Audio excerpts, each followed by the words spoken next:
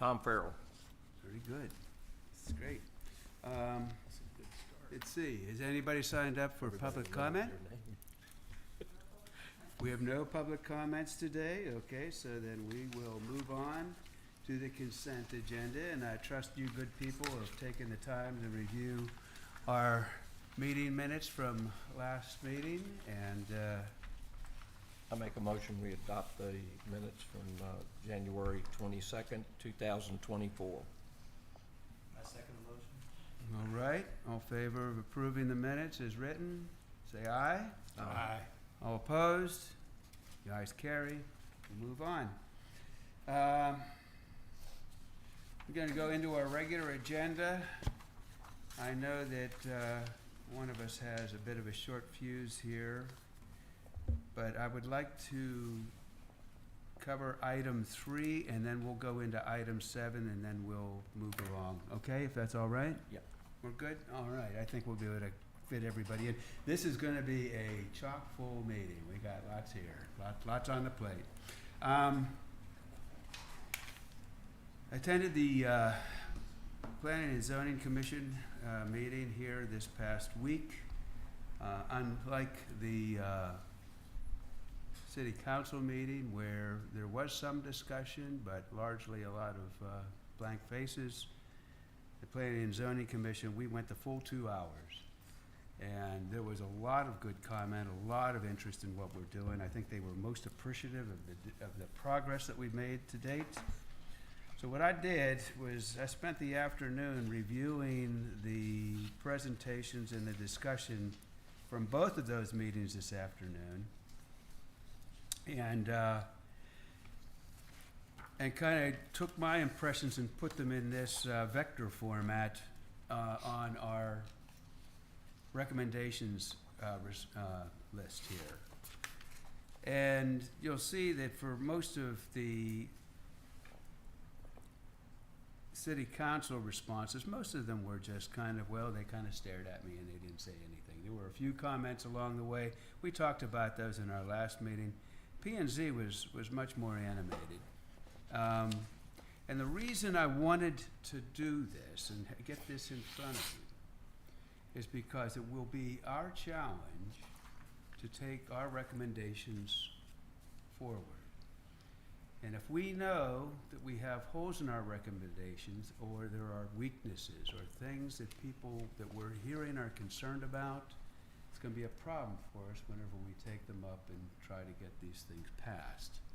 So I'm trying to get ahead of that stuff and start thinking about, okay, this recommendation didn't go as well as we'd hoped that it would. Do we want to continue with that recommendation, or do we want to work on it, fix it, do something that makes it a little more palatable? So I think we had good response on most things. But when we got into the setbacks area, that's where things started to go badly.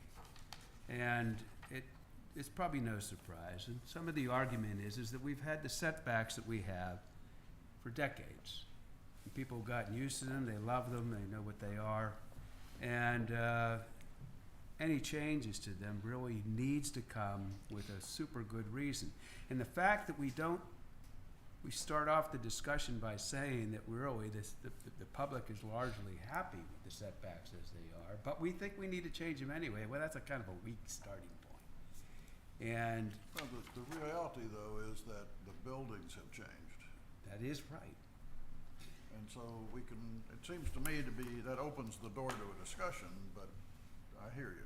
Well, and you make the point. That's what needs to, it's not necessarily a setbacks argument, it's a building size argument. It's this in conjunction with other things that we're talking about. It's just one of the tools in the toolbox, that's all. We give a little, we take a little. We're doing this, we're doing that. It's a little yin and yang, you know? Call it Zen commission, you know? But my point here is that I wanted, you know, we have the documentation from the 2004 recommendations. 6 recommendations, I thought all of them were very good, none of them got passed. we're spending too much time in this commission and committee doing what we're doing for that to happen again. I do not want that to happen. And so I'm gonna be calling on folks to look into some of these things that are either straight across or pointed downward to decide whether or not we want to continue with them, or we want to change them and make them work somehow. I don't know what the answer is, but somehow. Can we ask, your arrows, if they're straight up, that's pretty firm? I think that's a thumbs up, Jay. Okay, if it's up but to the side, that means they're kind of approval of it, or, We can feel good about it, but we might need to strengthen it. okay. And then sideways means no opinion, or equal bad and good opinion? The only one that is equal bad and good is the driveways, and that was city council. And Okay. They had some issue with that. Okay. I think it's more neutral at this Yeah. point, like Neutral. Yeah, I would say kinda it's, undecided. yeah, I think that we're probably in a good space, but we need to be cautious. And then the We- driveways where you have one going up, one going down, it was kind of equed out the I would positive say, and the yeah. negative. It Okay. surprised me. That one got more discussion, more negative discussion than I expected. And, okay, so we'll have to address the concerns there. So, David, on this, the big one here was the setbacks that we're The talking big about. one is the setbacks. All right, so Yep, here's my take on the setbacks.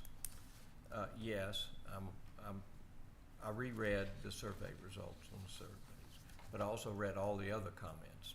So I think to me, it's not a singular deal of just the setbacks. It is the size of the new building. It is the designs of the new building as to where they don't have, the architectural deal where you may end up with a solid wall that comes up on the setback, and the setbacks themselves. So I looked at this from a standpoint of, in my opinion, if you take all those together, you can solve it by either reducing the size of the building, you can reduce the architectural type that you have. I'm trying to not use those words that y'all have asked me not to use.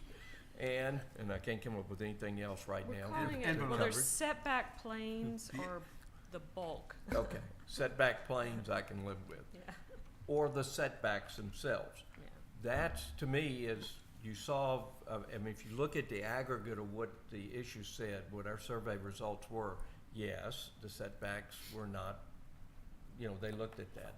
But if you look at all of those together, which all of those can be solved by one of those three things, or maybe a combination of all three of them, that, to me, is how I would look at this. That's what I took away from that Yeah. survey And, results. and Dave, you don't really have a section on your wind map of, looks like the little wind arrows, Okay. about the setback planes, Yeah. the sort of bulk. There isn't like a set of bullet points regarding that. Building height. Well, when we talked about building height, we did talk about the building envelope, okay? Defined by property boundaries and stuff. Okay, I see And that, I'm sorry.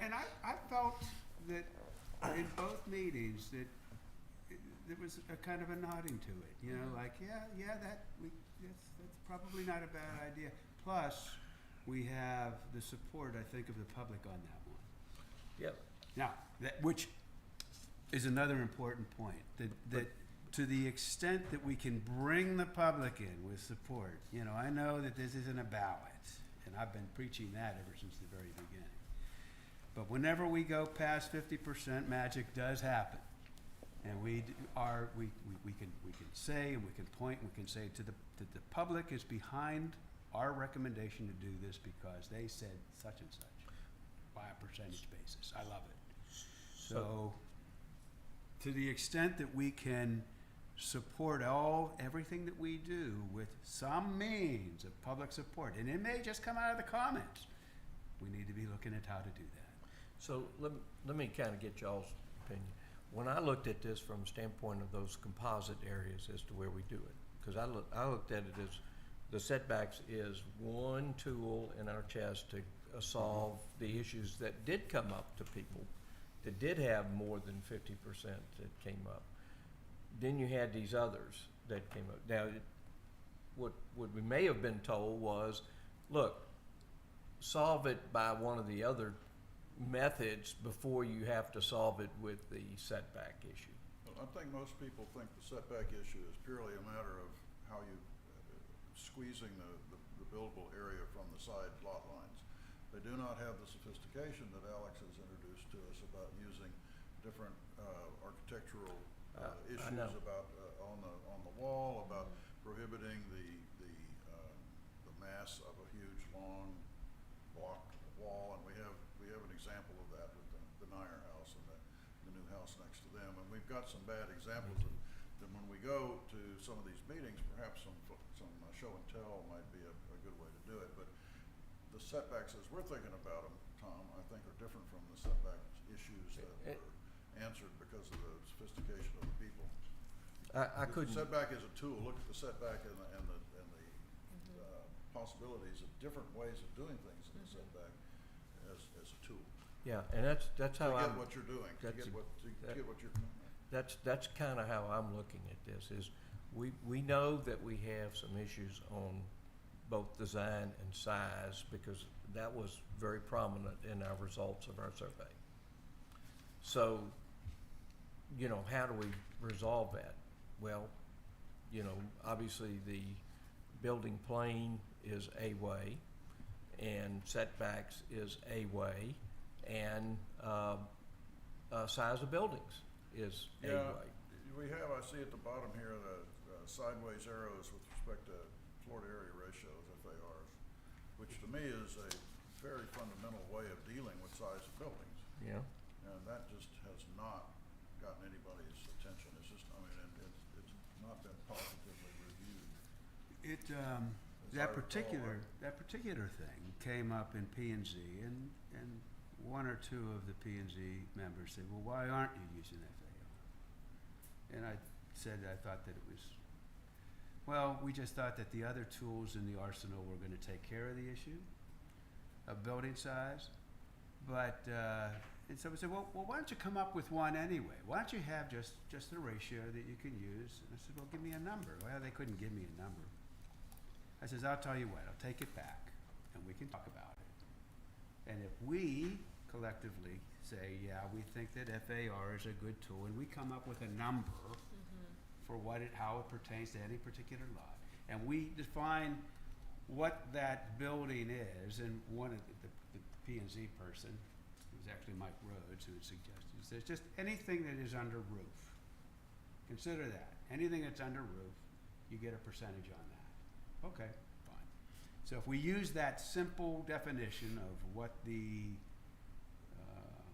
building is, anything under the roof, and then we can apply a ratio to it, and you know we can have large houses on large lots and smaller houses on smaller lots. I think that has come up, and I know Jeff has a number at hand. I can't ever remember what it is, Yeah. but I think it's somewhere around 50%, maybe. I mean, it's high enough. I thought it was lower than that. Huh? 2 to 1 No. is what he's thinking. Wasn't it Yeah. lower? It's in the Yeah. 50. 1 to 2. Wasn't it? Yeah, One because foot I of think- 1 square 50 to foot building with 55. 2 square feet of land. The worst There's an case is outlier I think maybe more like that one. we Well, don't count, but I think and Rollwood's like maybe 6. there's the But- next highest one. I don't know what the FAR of Well, Park what Hills I house. think we want to do is we're not going to solve it right now. Yeah. But what we probably should do is get a couple of people to look at it. You know, and Jeff's not here, but he's probably the obvious one to do. And just if there's interest in creating something like that, there was a lot of interest, public interest in it. It was a popular thing. We put a number out there; it doesn't cost much. Well, and I think that Jeff's point was always, it's the last stopgap. Yeah. You know, it won't affect 99% of people. They won't care what that number is because they're not building that, but it will capture that last 1 or 2%. Yeah, to me, the issue, I have 2 thoughts about this, and I'll shut up about it. One is, what you're talking about is that we have some unfortunately very few examples of builders who are building spec, and so they're building an absolute maximum number of square feet that they can leverage in, given the other, limitations. And those are the ones that I think are causing negative comment and that look negative to me. Totally. And an FAR would get after that, would negate that. So I think that's a valuable way of the use of the FAR. At the same time, if the FAR is attracting a lot of lightning, it can be something we can trade away for other tools that will get us to where we need to go. And I think having some things that we can just trade away might be a good way to deal with what you're talking about having to sell this Yeah. to first the P and Z and then to the council.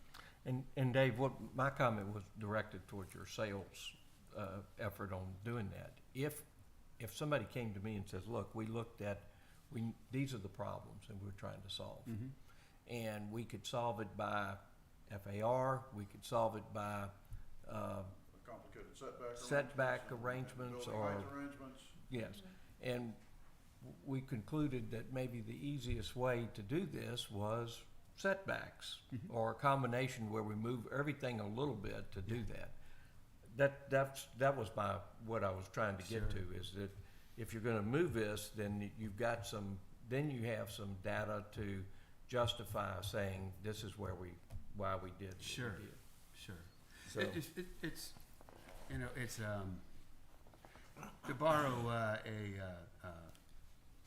term from the insurance companies, it's bundling. We'll bundle these criteria together, and we'll call that, this is how we're managing a building on a site. Can you only use one word? You know, using one word. So we, I yeah, call that it- might I be it. call Maybe it we could tool press use. this whole thing into one thing called bundling. I call it tools in the toolbox. yeah. Tools in the toolbox, right? All right. So anyway, I wanted, so, I'm The sorry. bottom line is, Yeah. we, as a committee, come up with a FAR number Mhm. and a position on it. And at this point, I'm speaking sort of figuratively, but have it in our hip pocket, in the sense that, you know, we've considered it, we've thought about it. And again, I personally think that number needs to be pretty high, so it is not prohibitive across the board, but like Alex and I think Brian's pointing out, it really cuts out the worst offenders. So we could apply that number That was a to, terrible as an thing to say. example, to a house or two that we see today and say, this went over the line. We could do that? I would, I'm always kind of, I'm reluctant to point out a house and say, this is the problem and we're trying to fix it because of you. Well, when that is a builder who is building in I Rollingwood know. because the builder cannot exploit the city of Austin as readily, and we're being victimized, I don't share your concern. On I the don't other mind, hand, I don't mind a photo without an address and Oh, that's fine. go Yeah. from there. Oh, yeah, that's, But, that's how we would do um, it. Yeah. Yeah. I- Just as we have redacted the survey. Eventually, somebody's gonna live, one of our neighbors is gonna be in that house. Probably. I'm really Or interested to see who HEB shows in up my, next door to You know, or HEB or the police department, depending on the house. Or it may be two neighbors. You think somebody's gonna subdivide the house next to Farrell? Yeah. Big enough to do. Anyway, I wanted you to take this home. I can send this to you in email, but I want you to be thinking about, you know, kind of where we are. I also, you know, I wasn't planning to speak at the next city council meeting. In fact, I apologize to P and Z that I didn't talk to them first, because that's really what the process was supposed to be. We're supposed to take our stuff to P and Z, get them to at least nod at it a bit and all that, and then we could take it to city council and say, what do you guys think? Now, I hadn't intended to do anything to the next P&Z, but I've gotten called on to do that because, for city council, because city council, at least some council people, want to hear our progress on a regular basis. Yeah. And if we have something that is baked enough, they want us to present it. That's one thing that I saw in a comment somewhere, is whether this council wants us to bring a full project all put together and tied in a bow and, Yep. and whatnot, or bring this thing piecemeal. And I'm a fan of what you just said, and that is bring it piecemeal, because if we bring the whole thing, it's gonna be so much Sturm und Drang is the term of the playwrights, that will have the 2004 result, and that's exactly what you're trying to avoid. Well, I was talking with Alex today, and I had a phone call about 3 weeks ago from one of the city council people who told me that we ought to bundle this stuff all together and put it into one package and then present the whole thing all together. And I'm like, okay, sure. So, and that became the beginning of this set of preliminary recommendations. This is kind of what it is right now, you know, where we are. And then this same council person called me about 3 days ago and said, you know, are you going to do anything at the city council meeting? And I said, no. And he said, well, why not? And I said, well, we don't really have our bundle of stuff yet, you know. And he says, well, why don't you We're just working bring on in a sticks. little bit of it? And I said, well, you told me not to do that. And he says, I told you that? I said, okay. Yeah, well, I mean, so I said, One of our he says, older I'll council tell you what. He says, come to city council meeting and talk about what you can talk about, and then ask council collectively, all together, how do you want this stuff presented? And I'll get an answer, all right? Now, that said, You might not get an answer. maybe I think won't. you Okay, won't. that said, this, I'm afraid that this is gonna turn into a Dave show, and I don't want it to be that, because different people in this group have different, Skill sets. well, skill sets, but also interests in things. The depth of their interest is different. There's a variability here, right? Okay? I would like to call on you folks to be the ones that, at least from time to time, come in, and whenever we have something that we're presenting, you do it, not me. I'll be there. I'm always there. But I'll come, and then it'll be the collaboration that we are, Okay with that. which also is marketing. Mm-hmm. But as Alex said, you know, well, who are we gonna hide behind whenever they come to sue? I think there's some advantages to doing it somewhat piecemeal, and if you look at your diagram here, there's really only 4 categories. The things that have to do with building, that's building height, exposed foundation, and setbacks. One little item on driveways, that's kind of separate. Fences, is a separate item. Trees could be seen as a separate item. Mm-hmm. And then lighting is a small, you know, not necessarily small, but a separate item. That's right, I mean, that's, what did I list, 5, 4 or 5? yeah. You know, I think they probably would want to review things a little bit broken into In those sections. kind of packages, that each of those things becomes a package that is presented individually. Mhm. I mean, ultimately, you're gonna present the whole package in its final recommendation format. And to me, if it's incremental, they're just getting queued up, you know? Yeah. Yeah. I mean, like I say, hitting them with all of it at one fell swoop might be overwhelming. So what you're saying is queued up is a good thing? Yeah. Yeah. Right, okay, Yeah. okay. It also shows progress, which Yes. is what they're asking Well, for that anyway. was going in 3 weeks ago, that's what I wanted to do. I was talking about the driveways, I said, this is a slam dunk, this is an easy one. You know, we just do that, and then I thought, nope, no, it's not. Okay, anyway.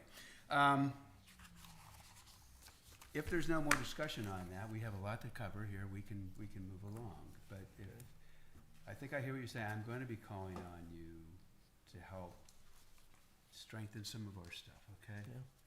Yeah. And, we'll just go with that. All right? Can I back up just for a quick second? I found the data on the FAR. Oh, Just- okay. Yeah, Just sure. to let you know, Uh-huh. there's, the largest home is one we can't count. It's the one that you did that's on the skinny lot with the big house. So Yeah. that's at 59%. That one is just not. That's too much. Is that where Well, you but are? it doesn't, that's an outlier because it's not a big house. It's just And the you would never smallest say lot that it in was a Hollywood. fender. Oh. So the next one is 53%, and there's only one at 53%, and it is the And that's the same one we've talked old about. same house. There's two at 50%, Really? so. Are they all by the same builder? I believe so. Those Yes. three, at least the 53 I and the was 250s? trying to- Yeah. Verify that, Yeah. so, and then the next number after 50 is one at 46% and two at 45. So it does feel like that number is somewhere around Well, 48%. it might be worth a field trip to go around and look at all these Mhm. and decide collectively whether or not we think that they overwhelm the site and then try to come up with a number that matches whatever we think is the maximum. Yeah. Do we still have some renovated tiny lots? I think we do, but not many. Oh, sure, there's bunches. I think we This, do. Yeah. that data does not include our 24 lots that we have on the south side of BK's Road, Tremont, Tremont. because that's a zero lot line, deal. I'll just make Okay. that point. Yeah. And I also Did wanna we make, did we distribute the survey over there? yeah, We did. yeah. Okay. And then the one other point, in 2002, we actually did a analysis of all the impervious cover of every lot in Rollingwood, residential lot. There were 2 lots that were right at 33%. That was the highest number? Mm-hmm. That was in what year? The highest number would be 67%. Let's just say Roughly? 2000, give or take a couple of years. Okay, 33%. And we had that done, a young lady was getting a degree at UT in planning, Right. and that was her project to do that, and she did it, and she did a great job of it. All right. Now, you're gonna ask where that report is. Where's that report, Tom? No one knows. That report is somewhere in our files over at, At the engineering school? No. We had it, it's over at our storage facility somewhere. We haven't got that back yet. Marilyn Soshawa, you remember Marilyn? I do. She's the one that did it. So, So, any more discussion on this area? Just whenever I start sending you a note, you'll know what I'm talking about. Okay? All right. Good. All right. Well, as promised, we'll move on to item number 7, great. the discussion and possible action on the incorporation of draft commercial corridor lighting for residential. You should have seen in the packet that you have a copy of the draft commercial corridor lighting ordinance. And Tom is going to talk to us a little bit about it because he's been intimately involved with that creation. So we basically have 3 things that, and just, I'm gonna preface this by saying, the commercial lighting issues that we've had have been very serious issues to a lot of our residents on that. And so this is not something that is annoying, it's really a quality of life issue for a lot of our residents as to how this came about. So it's the residents, that was one of my questions. It's the residents that are concerned mostly about this, not the traffic through BK Road that care about it. No, it's generally the amount of light pollution that our residential area is getting from the commercial corridor on that. Okay. Now- Is this the south side or the? Well, primarily, Jay, it is. We obviously have We have about 450,000 square feet of office space on the north side. Those have been, for the most part, not the problem. Now, the biggest, Even though they back up to Timberline. yeah, the biggest area that we have the problem with is the biggest part of that, of course, is Rollingwood Town Square, which is off Delana Lane, which is 300,000 square feet. Those guys, the developers there have been incredibly neighborly on dealing with issues that come up, and they've been very proactive to try to be good neighbors to our residents on Timberline.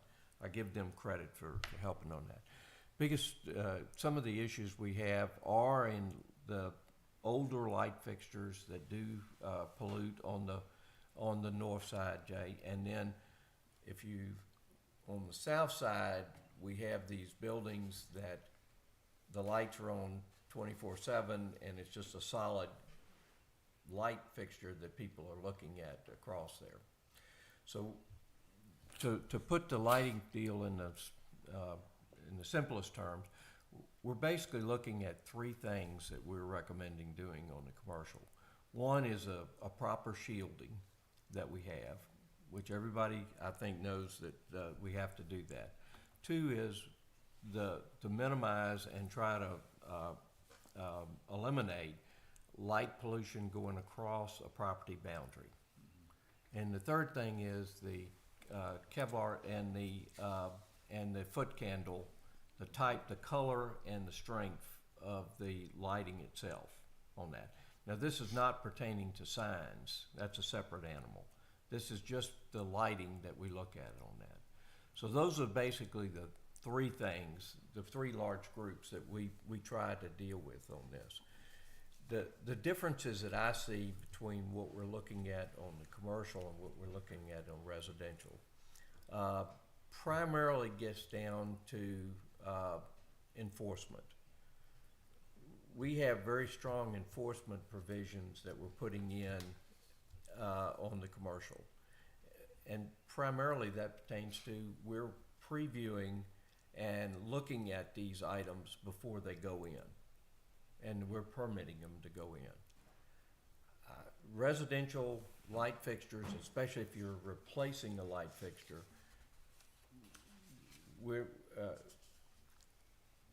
I just don't think we're going to be able to get a permit issue that comes in that does a lot of that.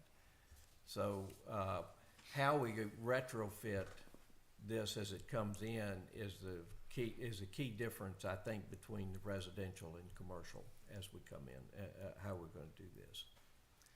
Now, we can do best practices and education that I think goes a long way to help people do that on it. And I think that's going to go a long way too. I think we're going to have some provisions, that we should have provisions on the residential that says if you have a lighting issue that is causing a nuisance or problem, then we need to have the city get involved in that. Now, that still has us creating an ordinance that is a residential ordinance having to do with lighting, right? So Yes. there is something on the books that somebody can point at and say, you know, I feel like my neighbor has overstepped the line in this area, and according to the ordinance, I have a right to complain about it. That is correct. I think we don't have it right now. What I'm suggesting is we have to do that. Yeah. And now the difference is we can't tell somebody's neighbor today, let's say you have a problem today, we can't say, hey, you've got to go replace those light fixtures. That ain't going to happen. All right. But we can say when you replace those light fixtures, they need to do X, Y, Z.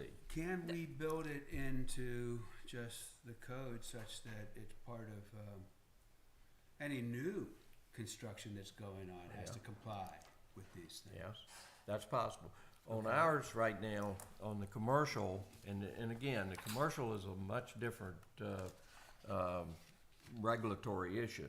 But they actually have to do, there's 6 items, the last page on this, there's 6 items of plans for lighting that have to be submitted, when you're doing, when you're submitting your plans for a commercial building. Yeah, that's not gonna go over well with residents. I No, don't think. no, and I But agree with that. I would, I can imagine that Rollingwood could send out something that's kind of lighthearted, you know, almost,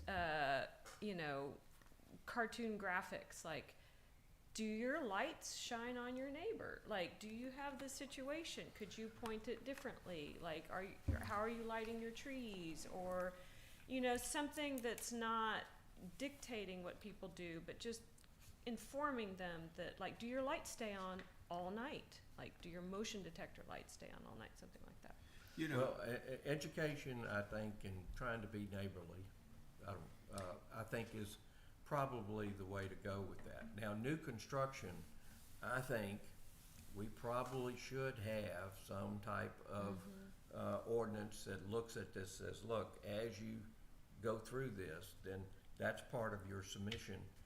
It may not be as detailed as our commercial, Yeah. but yes, we want to know that.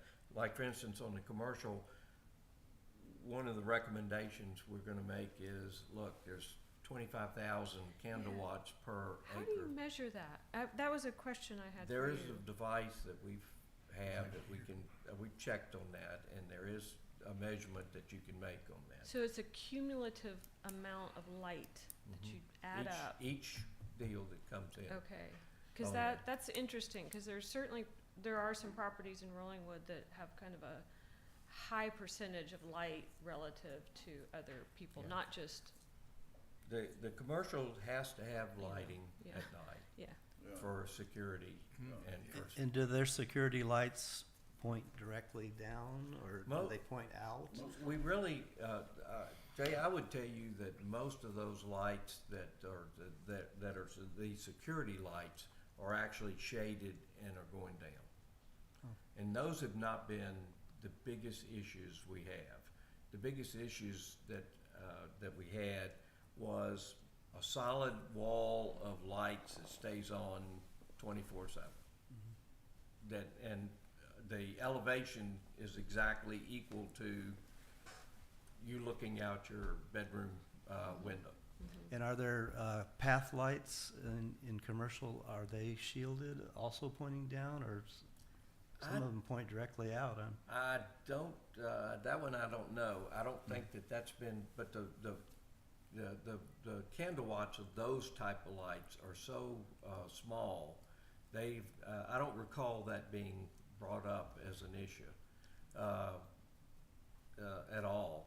I do remember that that we've had some deals where the security lights, especially motion detectors, will come on and they are not shielded directly, and by design of the manufacturer of the security system, they don't want them shielded. They want them to be bold and bright. And The irony of those they've shown is that they actually create dark pockets and that the eye can't adjust and see, and so they actually don't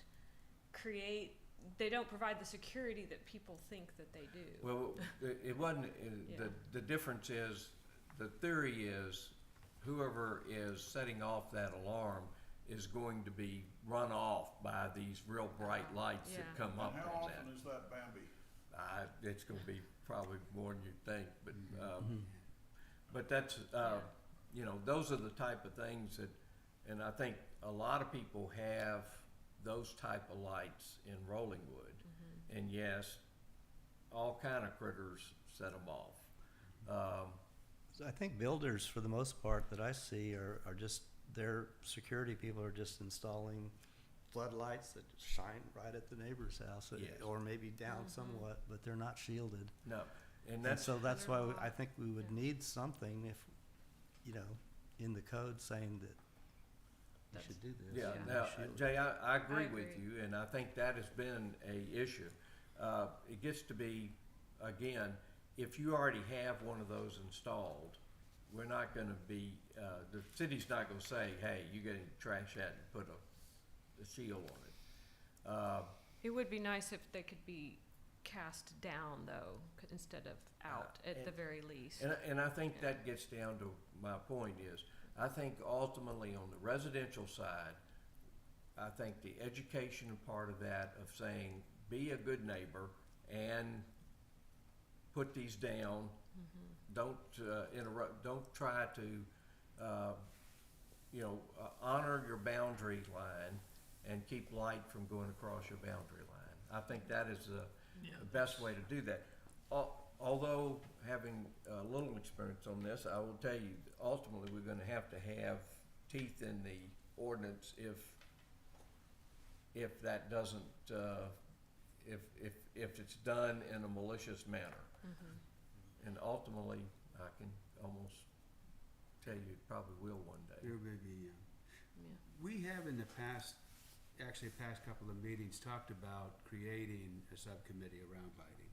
And we had agreed that we would wait until this, at least this preliminary ordinance had Where did come this out come before from? we had taken. Huh? Where did this come from then? This came from, That's a commercial. this is the, The Tom's P- group that they're working, yeah. On the P and Z level? No, City council. I got this from Brooke, who's also in the committee. Yeah. From the strike force survey, Yes, right, from That the was- strike force, right. this is what. So it's finally gotten to a point, this has come out of, I guess, Brian Cox's, or Bryce Cox's desk, right? So this has already been through the process, essentially, you know? And Okay. so Now, if- our task is to take this through the process document and see whether or not, what the fit is for us, and/or decide whether or not it needs something added to it for residential purposes. Well, I think for sure under the general standards, item D, for sure the first three, 1, 2, and 3 seem, and possibly 6 and 8. Excuse me, where are you? It's page 11 of the whole packet. And item D, general standards, Okay. the first three, I think are important. I think 6 and 8. Well, I don't know what the number should be on Right. 8, but something like that. anyway, potentially. do we have agreement that we need to have a subcommittee look at this? I think it would be prudent to have this come in as either with or as quick behind the commercial, lighting code as possible. I think in an Right. ideal world, they Right. should come in together. But we need to vet that. Okay. What is the timing of the presentation of this commercial? It's probably gonna at least get, some review by the council in the next council meeting. That'd be Wednesday. Yeah, but I don't think that's gonna be, I don't know if it's gonna be approved or not. Tomorrow Wednesday or Wednesday week? Wednesday a week. Yeah. And When does we're this- not gonna make it by then, I can tell you that, cause there's No, some no, changes that have to be Is made that right? on this. Is that right? Well, Dave, do you need a motion to form a That's subcommittee? exactly where I'm looking for. Thank you, so Jay, you're so spot on. So I make a motion that the CRCRC forms a subcommittee to work on developing a residential lighting code. Is that sufficient? That, how about if it, what's the word, that it takes advantage of the work that's already been done by the commercial corridor? Okay. for friendly. Are you getting that? Restate that, please? Oh. Okay, make a motion that the CRCRC forms a subcommittee to investigate a lighting code for residential neighborhood, to include input from the commercial corridor Draft. draft lighting plan. Second.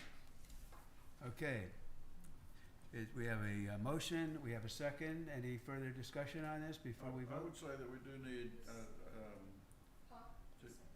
Brian, to address, Jay, what you've already talked about, and that is the residential needs to have two categories. One is during construction period. And during the construction period, I think it needs to look very much like the commercial. Mhm. And then the operating period or occupancy period needs to be where you're really focused, I think, and would vary from this to some degree. But that's just context, not part of the motion. is lighting during construction an issue? Pardon? Is lighting during construction an issue? Well, it was just said it was. You mean installed, in construction? Yeah, I think installed and operated as part of the construction process. Oh. But The it's security it's a lighting of safety the, lighting. we just talked about the lights that come on during, or that are on the security lights during construction, but I was talking about the lights installed by construction in the finished house, not not during the construction construction. period. Right. Okay, I don't have any experience to know whether. There's one right there behind you What? that I'm staring at. That's what Security you were light? talking about, Jay. The security. That light. one's actually shielded. It's not as bad because normally it's just the bulb and you see like the full globe. Looks like to me That it's one's shining really right at angled us. down. Well, all right, well, perhaps I'm wrong. I thought that I had heard that we had problems with lighting that was during the construction period that was different from I don't think the generally that's the period of case. residence. I don't think, All I've right, I not heard withdraw my that. comment. It was only a Okay. comment, not It an has amendment not- in any case. There are a lot of comments in the survey about light pollution or folks being impacted by neighbors and so on, but I don't recall any comments having to do with the actual construction. Focusing during the construction. During the period. construction period. I Okay, don't recall seeing any of that. I withdraw my comment. I misunderstood. Brian, can you make sure you're speaking into the mic so the video?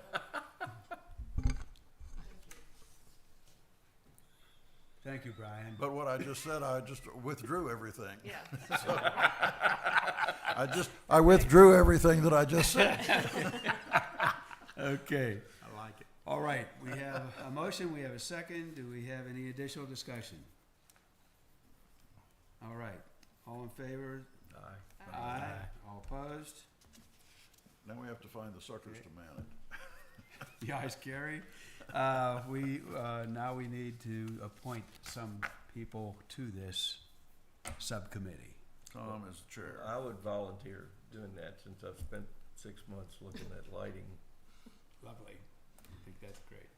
Who else wants to be on this? I already got two. I know, you're good. How about Jeff? Jeff? Yeah, maybe. You put Jeff on it? Yeah. That's what you get for not being Whoops! You know, the He just- ideal person would be somebody that's in the construction business that, or the architectural business, so it'd be and you've got two. Duke, would you do it? I will. I was Okay. already on two also. If you need a third, I'll do it. Great. All right? This is surprisingly, This will be easy. a This lot- one's an easy one. it's, Yeah. well, Well, the heavy lifting's been done. There's there- also a neighbor that has been recommended, Jerry. Jerry Flynn. Jerry Fleming. I believe it's, a neighbor, by Jeff. He sent me some information. Terry? Who? I haven't Terry seen that. on Timberline, Don't know. Terry. I'll find it, but, it may be good to have a resident also Yeah. do some digging. Well, I think, Brian, you got some data from, Jerry, didn't you? We just had a little bit of conversation. He was basically trying to educate a history major as to what a candle power is and Yeah. what lumens are and what light intensity is, and most of it went but I learned a little bit, but I can't say that I got educated. I have, I'll just say, no problem about any of our residents that wanna have an input into that. I think that's great. Terry I'm- McCabe. I'm not familiar with them, but I do know, I read Jerry's. Jerry issued a document. Yeah, he Mhm. did, I Okay. thought it was Perfect. That's great. helpful. Maybe we can ask Jerry to participate. Sure, and I don't mind, Alex, I don't mind if it's somebody that's a neighbor of Jeff's that would like to contribute also. Yeah, he just Mm. sent it to me that All right. they had interest, so. All right. I'm going to put an item on for our next meeting's agenda on your progress. Okay. All right? You good with that? Thank you very much, Tom. No problem. I Thank think you, that's Dave. a good deal. All right. One last comment, if I may, about the commercial side. Is there a consideration is the consideration needed for the reflection of the lights, even if they're shielded down? I drive by a car dealership on my way out to pick my wife up at the airport or something. There's a Honda dealer on 71, and all of his lights are shielded, but the light that bounces off of those nicely polished brand-new cars, you can see from space. You know, the astronauts and from the space station, you can see that. I don't think we have that problem, and I don't know how we would deal with it, but I There, don't see that addressed. there is a deal that I think, let me see if I can find it very quickly. Do you think something handles that? Yeah, it's Okay, good. D1. It says, no outdoor lighting fixture shall permit light to shine off the property on which it is installed.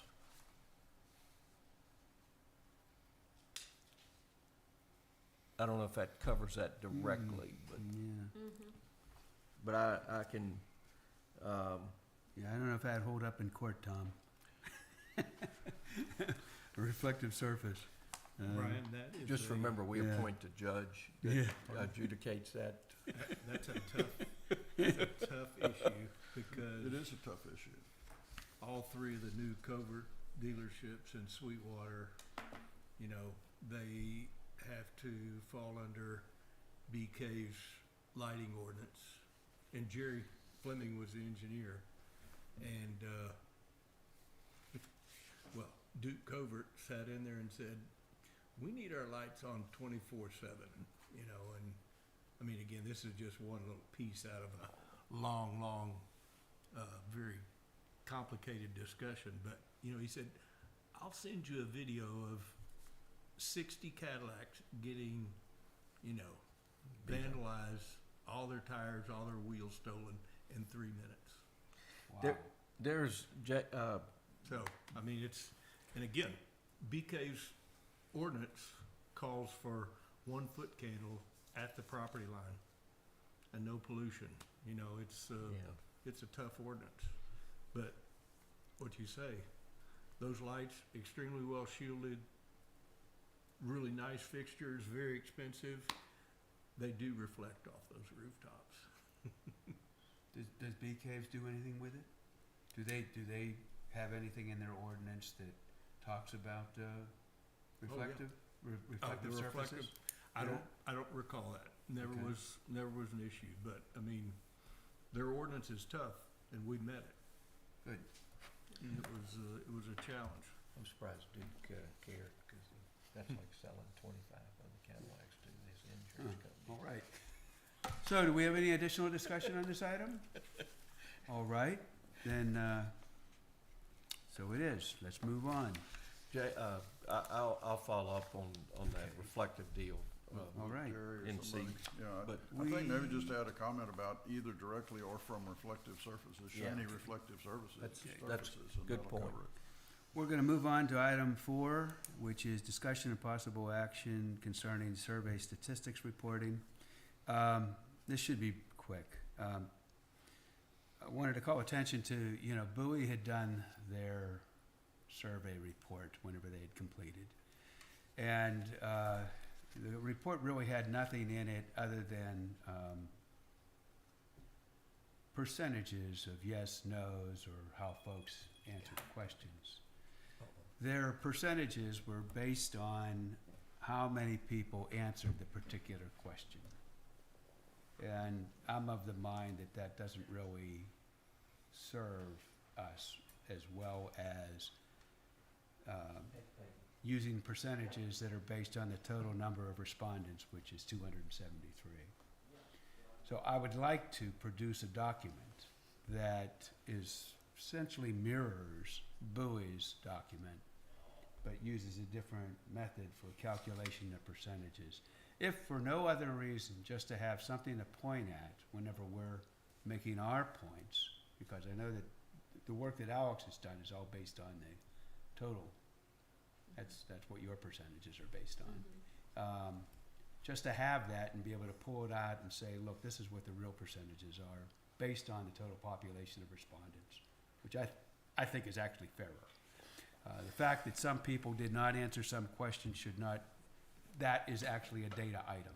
That is to say, okay, 50% said yes, 40% said no, 10% didn't have an opinion or couldn't answer the question, and actually state it that way, as opposed to 55% said yes and, you know, whatever, okay? Does anybody have any problem with that? And I can produce it. You all right? Okay, thanks, Tom. Do you understand why I want to do it? Yes. Yes, Does it make sense to you? I think that just needs to be prefaced with the commentary that we've got some very intelligent, articulate, and assertive people in our community who advised what they thought by comment as opposed to just checking the box. That's because that's what you're dealing with. Yes. Yes. I mean, you know, And, yeah, and that some of the questions people pointed out are hard to interpret what we meant Oh, yeah. exactly. or So- actually what I see is they apply to several different things. The problem that they raise can be dealt with by a number of different of the tool sets in my way of thinking of what we, is that the building is too big? Is that a FAR issue? Is that a height issue? Is that a setback issue? Right. Is that all of the above issue? And you would try to add that to each of the columns instead of just as one answer. That's right. Bless you for all that. Alex has done a huge amount of that. She has, work. and we should take advantage of that. I mean, well, there's more. Yeah. You know, and some of the questions had more interpretation in them than others. You know, you didn't do the same thing to every question and analysis. So, and we may want to do that. Just to be able to have it and point at it and say, this is what the real numbers say.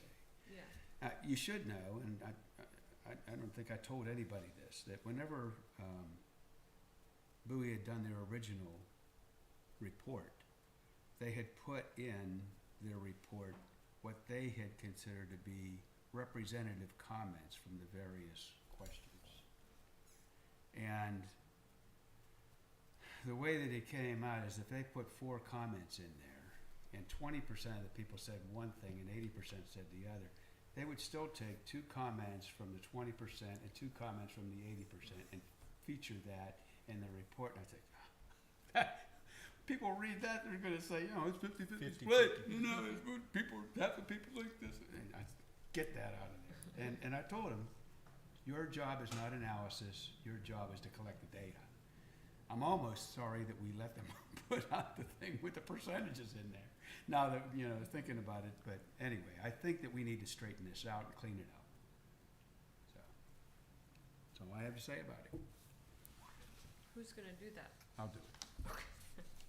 I might even do it, that might even be what I take to the next city council meeting, Okay. just to have it. Okay?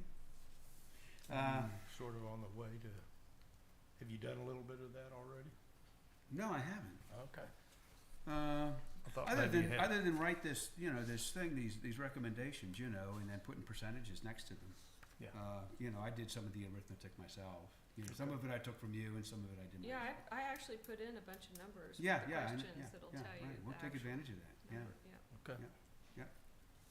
Yeah, we really probably need to do a report on On the that. survey. I think so, and it's on the almost survey. there. This is what we did, you know, this is Yeah, I think what you're came right. out, yeah. And I can help you with that. Thank you.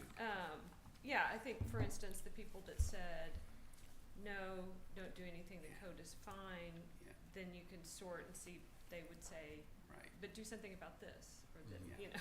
In both of the things that I did with P&Z and City Council, whenever I got to the topic, they pulled out a copy of the Bowie presentation. And then as I'm talking, they're looking at the percentages. I think then if you're gonna propose something that has less than 50% approval, then you could point to this report. Yeah. Yeah, we've got But to have also cite specific comments that were made in the people that were not in favor of it, that actually indicates they might actually be in favor of it. And, you know, to back it up, why are you, you know, proposing this if the majority of people were against it? We have to say, look at the comments and include the comments instead of just the actual yes, no, but that's a lot of effort, but I Yeah. think Alex has done a lot of that. We have a lot of really good data. It's just hard to get through it all. It just is. All right, moving on. We good? Okay. Moving on to, I think this is the star of the show this evening, the discussion and possible action on the tree subcommittee progress report. And, Okay, well, Duke, Alex, and I have gone through the ordinance in detail, and we've come up with a list of 19 specific changes that we're recommending. I want to preface it by saying what you have in your report, that's 75% of the community said with a 4 or 5 priority that maintaining our tree canopy was very important to them. 51% by your numbers said it was doing enough, but if you look in the comments, there are many of them that said it was doing enough, but it wasn't doing enough in this case or that case, or, you know, so I think there's pretty good support for doing what we need to do to maintain the tree canopy in rolling wood, keep the wood in rolling wood. I'm just gonna go down these 19 things and get people's input, and I thought maybe I would borrow Dave's idea. If you're very much in favor of it, the arrow goes up. If you're equivocal, it goes sideways. If you're against it, If you really don't like it, there's one symbol, even though it's usually up, the one finger symbol. okay. So the first change we're recommending is just changing the title of this section to, which is now just residential tree canopy management to residential landscape and tree canopy management. There's nothing in the ordinance at all about landscape, that not dealing with trees directly. We want to do that because we want to introduce the concept of xeriscape landscaping because, and I'll just read you the exact wording that we're thinking of. Because the city experiences frequent drought conditions, low water demanding landscapes, xeriscapes are encouraged by using low water use plants from the Austin Grow Green Guide. Consideration should also be given to planting turf grass on less than 50% of the landscaped areas, with those turf grasses preferably having summer dormancy capabilities such as buffalo grass, zoysia grass, and non-seeding varieties of Bermuda grass. Again, it's just a suggestion. It's not a regulation. We're not proposing that this be a regulation. It's just education and suggestions how people might plant their landscape in water conserving. Like the front of City materials. Hall. Yeah. So if you had suggestions, we have the tree ordinance as it is today, okay? Would you put those suggestions within the tree ordinance, or would you have a separate section to deal with that? That's the only thing that we are putting in there dealing with non-tree landscaping, and I thought by just changing the subdivision title to residential landscape and tree canopy management, we don't have to create a separate section. I think that there will be some suggestions that when we start talking about the exposed slabs of either basements and or foundations, that we are going to come up with something about required landscaping in front of those kind of structures, and so, that would be something also that would go into this. Good point. Yeah. Jay, I think, so that's my reason for suggesting that your proposal is excellent. Leave it in the landscaping, because I think it'll come back to be added. So, but landscaping. in that would be an ordinance, right? No, it would be in this ordinance. Well, no, yeah, I know, but what I'm saying is that's not a suggestion. That would be a requirement. It's a philosophical statement within the ordinance. Well, if, you know, we had 6 feet of exposed foundation Oh, the foundation, yeah. and then no more than, what, 3 feet or something, or 2.5 feet was going to be allowed to be exposed to street view. That is landscaping. That is, and That's landscape. beyond that, in my limited amount that I did, that I should have done a lot more of walking around and looking at things in the city, it seemed to me that some of the problems that we have about some of the appearance of things can be mitigated by required landscaping.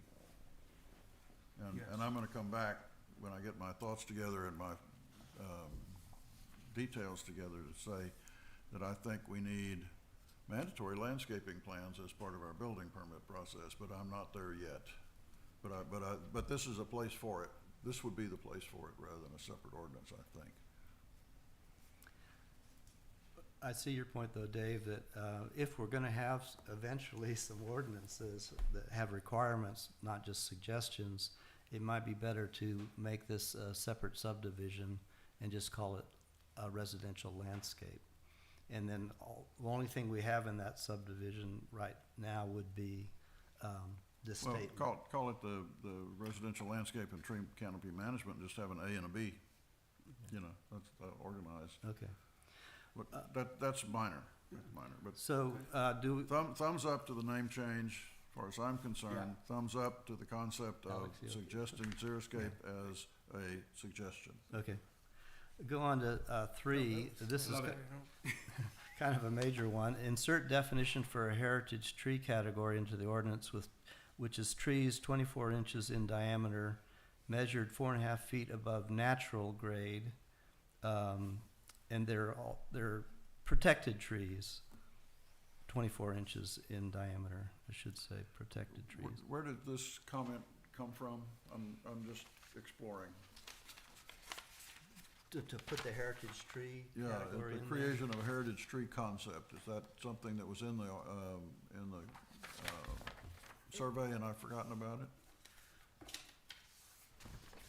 Yeah, Yes, there were heritage some, Yeah, we there were did some that. pretty Yeah, strong yeah. comments about Yeah, removing large trees. Really tree, Yeah. okay. Yeah, they maybe didn't call them heritage trees necessarily. And then, all right, and heritage trees figure into a lot of other city tree ordinances. Yeah, it's common it is, but Yes. it also, it has some real significant development restrictive abilities. I mean, there are places in Austin that clients of mine have looked at, for example, to do acquisition and development on, that because the city of Austin's tree ordinance with respect to heritage trees is so restrictive, the land basically cannot be developed.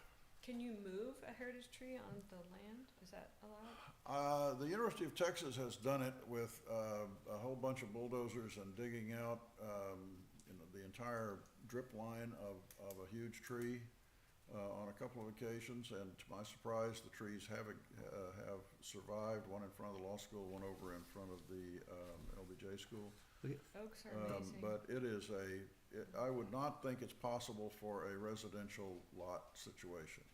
Let me And so say the that question we're then not, becomes, It has what do we been do done. with a heritage tree designation? What does it mean? What meaning do we give it? that comes later. We'll Yes. get there. We're not suggesting we apply the Austin Tree Code to heritage trees. Okay, I'm just starting out by saying that we want to create a definition of heritage trees. And then we'll talk later on about what we're going to do okay, about it. fine. I'm just, I'm sensitive to what does it mean. Thumbs up, All right, I'm fine. heritage tree definition, love it. And I noticed the P and Z had a semi-thumbs up.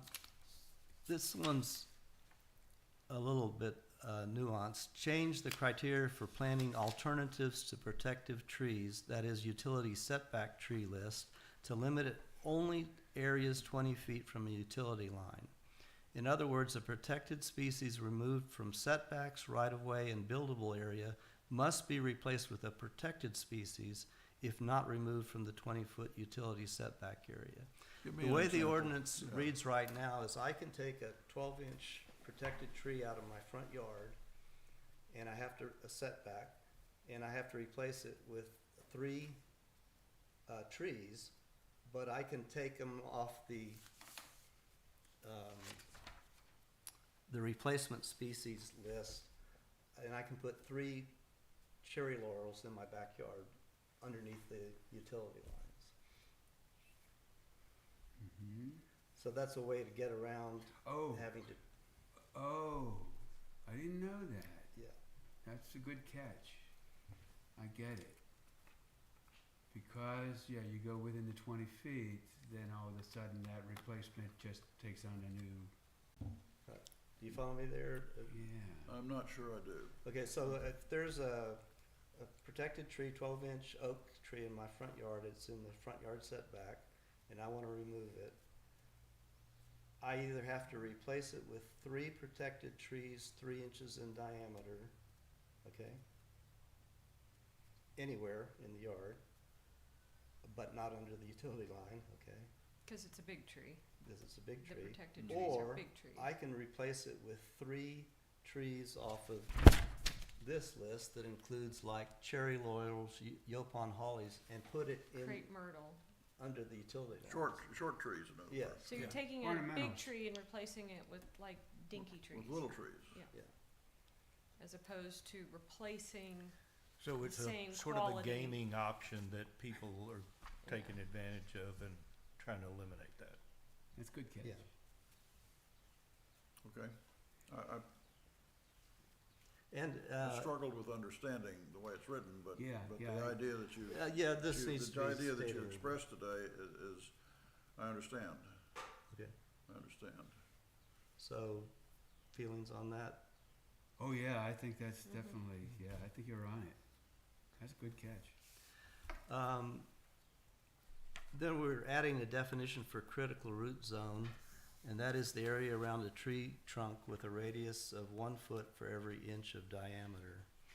And again, we'll get to how that's gonna be used. and that's also pretty standard to have just that definition to describe I what it is. concur. I have no idea whether that 1 inch per, or 1 foot per inch is an appropriate way to measure a protected root zone that really works. I don't know enough arborists. Well, it's not the It's drip typical. line, it's a much smaller area that's more critical. So a 12-inch tree would have a 12 critical foot. root zone of 12 feet on each side. Yeah, 12 feet diameter or probably has 24 a foot 50-foot diameter. 24 drip foot line. diameter. And then again, the question becomes, and what does Yeah, that and mean? we'll 25 get to foot, that. yeah. It'd be okay. 25, that's right, with a 12-inch tree. Yeah. So the concept of putting that definition in, of course, it depends on how it's gonna be used, which we'll get to. That sounds good to me. Favorable? All right, I'm fine. I like Okay. it. This point, just wanted to emphasize the role of a city arborist in the review, approval, and implementation of all tree removal permits. Do we have a city arborist? No, we don't, and, but Getting one. I hear we are getting one, I'm not sure when. You're in training. Yeah. Oh, Yeah. wow, What's the that's timeline awesome. on that, do you mind asking? I just have to take my exam. Oh, good. Are you So hopefully enjoying it? this summer. And then you'll be a certified Are you enjoying it? arborist. It's a lot. Yeah, I bet. It's Yeah. a lot of information, but it's very interesting. Well, Okay. thank you for doing that for the Absolutely. city, that's awesome. But, I mean, right now, the current ordinance in many places says this has to be done by a city arborist, including reviewing the plan the removal plan and the replacement plan. Well, I agree that has to be done, and I agree that an arborist has to do it, but we haven't had an arborist for a good long time. Yeah, we don't We've have, hired- when we have something, really critical, we do send it out to a third-party reviewer who is a planner. Somebody could But say again, that the not ordinance the is not city being arborist. applied, you know? There's a lot of nuances in our Yeah. code. Okay. All right, Okay, Number I 6. want to ask, you know, if we had a full-time, zone compliance officer, Mhm. you know, if we had that, would some of this responsibility fall under that as opposed to the arborist? I think they could, you'd have to say it in the ordinance or appropriate city designated, Yeah, I'm looking for somebody with teeth, yeah. you know? somebody to check and make sure it's alive 3 years down the road, and somebody to check and make sure it's watered during construction. I mean, those are the ideas that are in here that Yeah. are positive, but I don't know that we have anybody who can do that right now. Not yet, but Is that part of the plan, Nikki? I would try. Yeah, I mean, if you're gonna be the building official and the arborist, does this come with a 36-hour day? I hope Yeah. not. I don't know, I don't think we have a full plan yet of how all this will work. does the city council have any, feelings for hiring a city arborist, outsourcing it? I have no idea. Is the city behind is the city helping you get the Yes. arborist training? Yes. Okay. And as part of that, I would hope would be discretion to hire or to hire a third party when you think one is needed.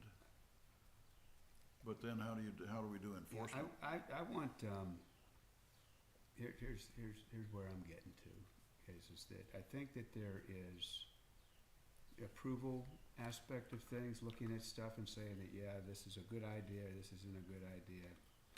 And then there's an enforcement piece, and which would require somebody to go on property and take measurements and do things that people don't want you to do, all right? And I don't know that I see that as the role of an arborist. So of the, what was it, 17 mentions of the arborist in the current tree ordinance? Mhm. Some of those might need to be changed. That's my view of it. I mean, what do y'all think? I think that there's room here for, you know, an enforcer. And the enforcer may not be an arborist. Is there any kind of enforcement of the building codes other than approving or disproving a building permit?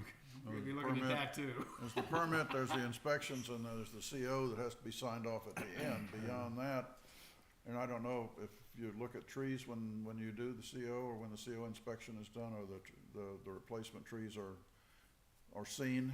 I can just say from personal experience that the officer who did the CO didn't look at my trees, which I had put back in. They looked drainage. I've You been know. going and looking at trees. Well, and since you I've also been need here. the person to go back in 3 years and be able to assess the health of the tree. And that may not be an enforcer, that Be the arborist. arborist. That's right. And then the arborist would let the enforcer know. But I don't know that we've ever done that, gone back and checked trees since the ordinance went That needs to into be effect. written into the code. It's Yeah. a staffing. It Yeah. needs to be done. But it needs to be, I mean, people need to see it being done, and you need to be okay with people going on your property to check. So You get what kind I'm of saying? equal on this one. We need to work on this one some There's a more. little, yeah, I think there's more. There's more. Okay. But I mean, if we're gonna take out city ordinance, we need something to put in its place.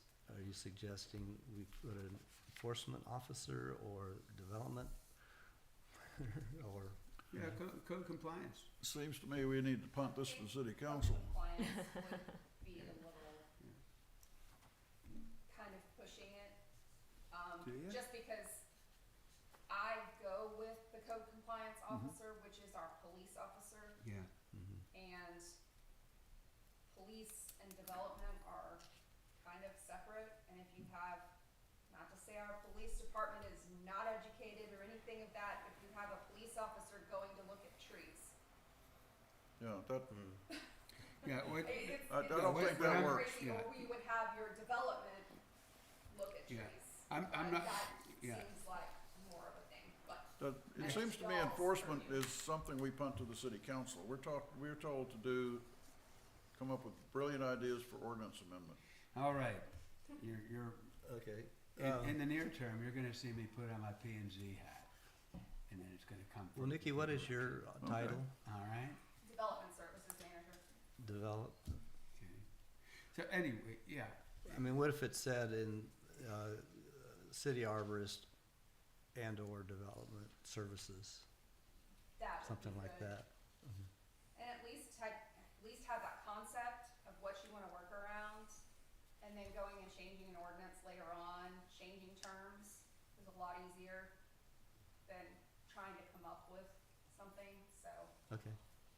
at least you can hone in on something right now. So I have an equal sign there. Number 8, don't let the ink dry. heritage trees require a separate heritage tree removal approval section on the tree I removal think you skipped number permit. 7, Jay. Oh, yes, I did. Sorry. Well, you go ahead and do 8 and then come back. I don't No, care, but let's I do was just. 7.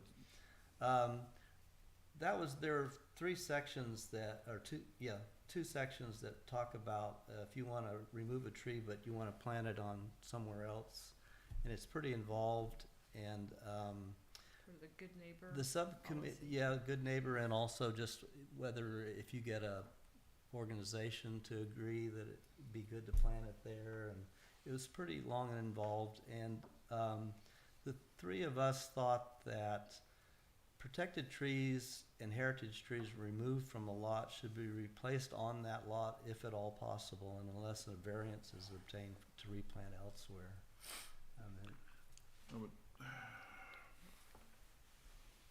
I'm not arguing against, I'm simply saying that you've traded one complexity for another, Jay, in the sense that getting a variance means you've got to get a committee together, and you've got to have a hearing, and you've got to prove hardship, and you've got to do other things, and so.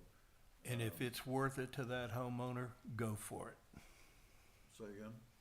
If it's worth it to the homeowner to go for a variance before the Board of Adjustment, that's their call. Otherwise, they meet the ordinance. Otherwise, find a place on the lot for it? Nikki, has that been a problem, or have we even done anything like that? Have we had issues? I haven't seen any issues, really with that, and since I've been here with current projects or projects in the works, I haven't seen where anybody has used that good neighbor.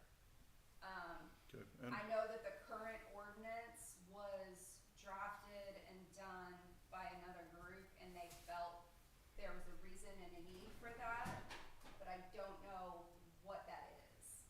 So there may be some underlying reason of why Would- that's in there. would you accept a friendly amendment to allow planting in the park? We're gonna get down to that, at the back end, as something separate. I don't think as a replacement for removing a tree from your lot. I wouldn't, Well, again, I get back to some of these huge houses built on a relatively small, given the size of the lot, and the very high floor to area ratio situations, they're just, and then if we agree with, which I do, Jay's comment that we don't need 3 cherry laurels to replace a 12-inch oak tree, where do you put the tree? did we reduce the number to 2 from 3?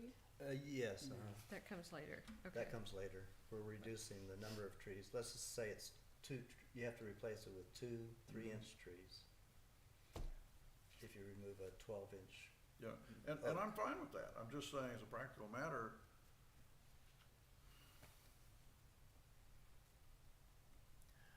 maybe we just, it's a practical matter. I don't know if it can be done. If it can't be done, I guess then the safety valve is what Duke says, let them go to the Board of Adjustment.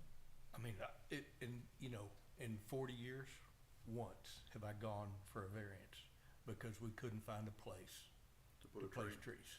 And it all started because, this is in the city of Westlake, they love their trees, and we designed our buildings around,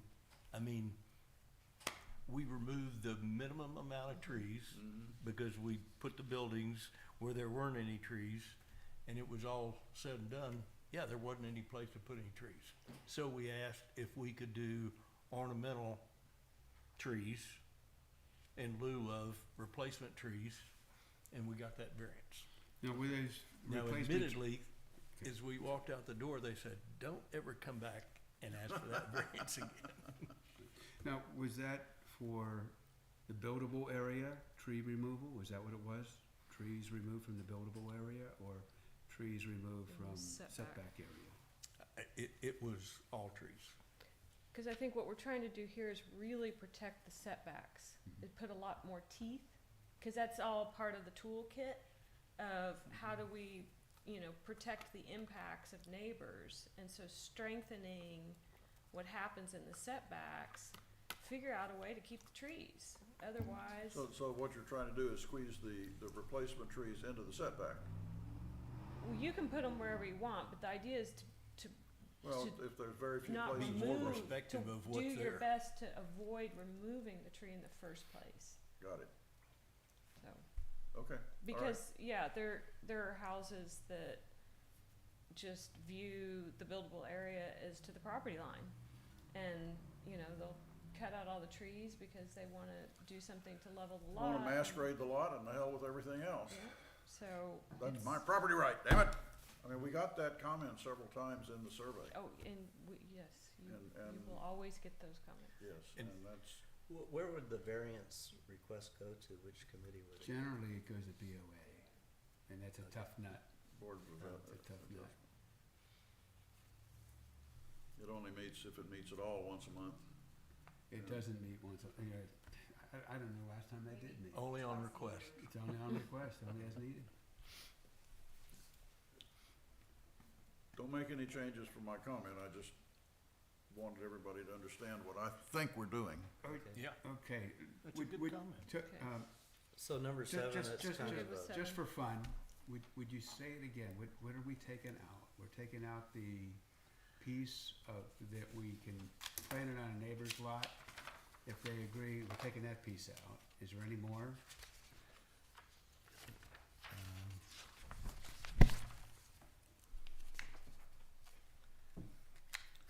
I think there's a provision in there about planting in the right of way. okay, an applicant may satisfy a tree replacement requirement by planting the required replacement tree on the property affected by the protective tree removal or on one or more of the other properties approved by the arborist or other designated agent of the city if the benefits to residents of the city would be as great as replacement on the property affected by the protected tree removal, and the owner of such other properties agree in writing to maintain the replacement trees in a healthy condition and replace same with like trees as necessary as a result of death or such trees for a period of not less than 3 years. Then E is for purposes of subsection 107-372, E and D, the city and the owner may consult with an academic organization, state agency, nonprofit organization, or the city arborist to identify an area for which tree planting will best address the science-based benefits of trees and other reforestation needs of the municipality within and outside of the city limits. Ooh. I don't remember, that's in our ordinance now? Yes. Somebody wanted that. Who came up with that one? Man, I've Just read for that ordinance a bunch simplicity's of sake, times, I'll but I go don't with remember Jay's. seeing that. That's That's a good something. idea. Yeah. Approve number 7? Yeah, get rid of that. Call the Yeah, question I'm on good with number that. 7. All right. Thumbs up on okay, number thumbs 7. up, thumbs up. Number 8? Jay should have just read Go. that at the beginning. Right. Number 8 is that we propose that heritage trees require a separate heritage tree removal approval section on the current tree removal permit application that can only be granted by a majority vote of the city council. Okay. And we talked about this, that you're only filing one application, and you can get approval to remove the other trees and keep going and not be held up, was the idea. So this is a separate thing, because Yeah. it's a heritage tree. Yeah, Mhm. Yeah, I don't know whether that would be better as a separate Yeah. permit application for removing a heritage tree. so 2 applications. Yeah, that's Okay. what I had thought. You, you did, and I argued against it. That's okay. Because then I'm it, just looking at it as a matter of processing and trying Yeah. to keep things in line. Okay, that makes sense. Very helpful. still, their overall application couldn't be approved until the heritage tree permit removal Right, and application I was see approved. both sides of it, because you do want them to move forward with their project and not be held up. Council does meet once a month. Mm-hmm. Mhm. But also, if you kind of let them go, who's saying that they don't, oops. Oh, that's a good point. Yeah, So, I mean, there's 2 sides to it, yeah, so it just depends on how yeah, okay. strict and how much you want to enforce So that. take out section, but make it permit under a separate heritage tree removal approval Permit, permit. okay. Other municipalities that they have, you know, the city council is approving or disapproving of heritage tree removal, but there could be other options. I don't know whether, what some other committee would. Well, it's either city council or BOA, and when I took this to city council, they didn't blink. Okay. You know, that they were the ones that would be responsible for approving the removal of heritage trees. They didn't blink. Okay, so if it's a separate permit, what are people's, If that'll make the process work, sure. Yeah, okay, Yeah, if that's what it takes. Yeah. up arrow, up arrow. anybody else? Okay.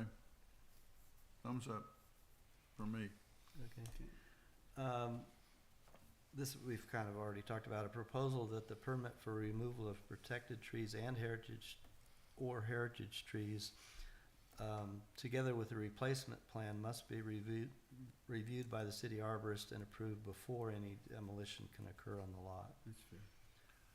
Nikki, do we need to say, or, in the case of renovations, we need to talk about that? Because we're talking about this as if it's a brand-new building, as opposed to what I did was add to my house and took out a tree and I had to do the replacement trees. Well, this just says permit, so It just- permit could Mhm. be any Well, of Yeah, the above. permit can be anything. So Yeah, this, I guess that's correct. But the- so but the- this but does the- not happen today, huh? What's that? That The timing is this that, has to be approved by the city arborist before any trees can be taken off the lot. It's approved by me. But Yeah. are It's you not- and so I think approving we're making the sure an replacement arborist- plan also? Basically, you're following the current application in which I'd sent. Mm-hmm. So that application and calculations, a lot of the time they don't have the calculations right, so I go back in and tell them, these are your calculations, these are your minimum diameters, these are, you need 3 replacements out of this, you need to show me where they're gonna go. It's. You have to show specifically where on, okay.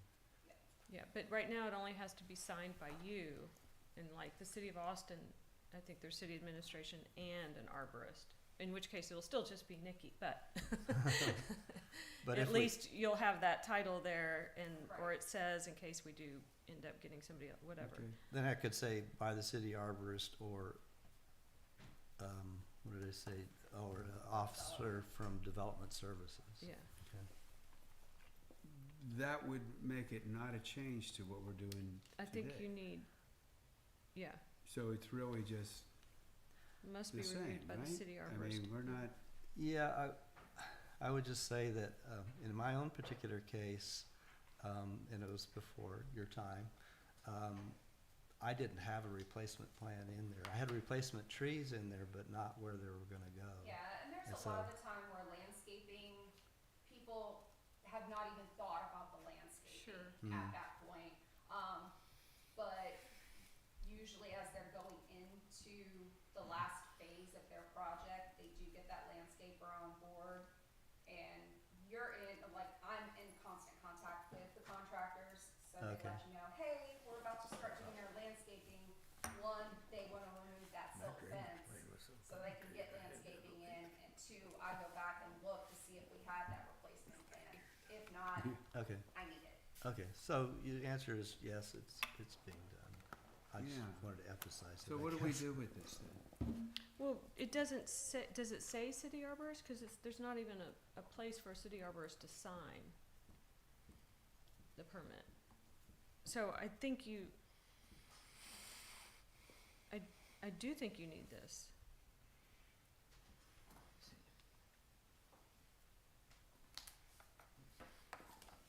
Well, maybe it's reviewed by the city arborist and approved by the development manager.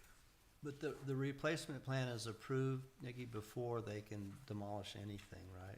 Before they can start construction. The replacement plan is not. The removal permit is.